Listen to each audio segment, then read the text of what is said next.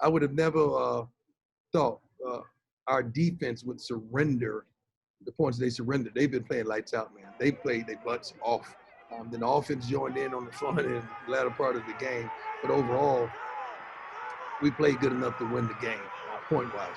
But I cannot believe we gave up those couple explosions that we did later in the fourth quarter. From jump, with the film studies with the offensive line this week, we knew the type of plays that would be there.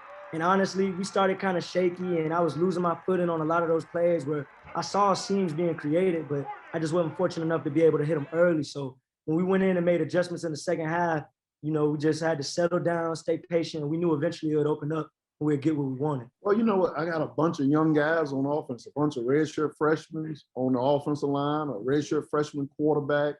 It's, I hate to say it, but sometimes they just got to get hit in the mouth before they get peed off and just ready to play.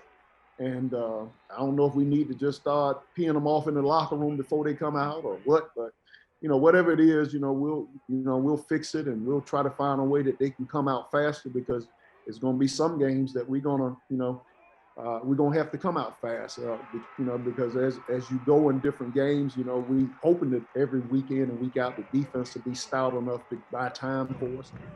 But if they're not, we're going to have to be ready to respond. You're not going to win the big games running the football from your quarterback position. You're not going to do it. Sooner or later, they're going to stop that, and we're going to have to sit back there, read the defense, and make the proper reads and throw the football. We're going to have to do that. That's what we want. And he's growing and growing and growing, and we're happy he's been sufficed this entire season. We just had a rough one today. Defense is stout. As we say, bend but don't break. You'll see, every now and then they'll give up a play, but then they'll shut them down. And to be able to hold them to 2 field goals is really what the outcome of the game was. If they get one of those scores, it's overtime. So Coach Pearson and those guys do a good job week in and week out, getting those guys prepared to play. They blitzed us, I think during every first and second down, and we got to do a better job of reading and getting the ball out. We knew what they were doing defensively. It wasn't no secret. I think it wasn't no secret to everybody watching television. It wasn't no secret to anybody in the stands. We knew what they were going to do. Wasn't no disguises. We knew exactly what was coming. You're going against a Jackson team that was 3-0, ranked in the top in all the polls. And to be able to go in and validate our program is something that we needed.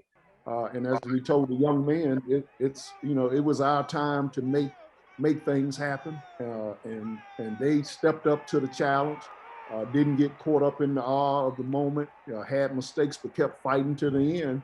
And as they fought through those adverse moments, they was able to get out of there with a touchdown at the end and seal this thing off.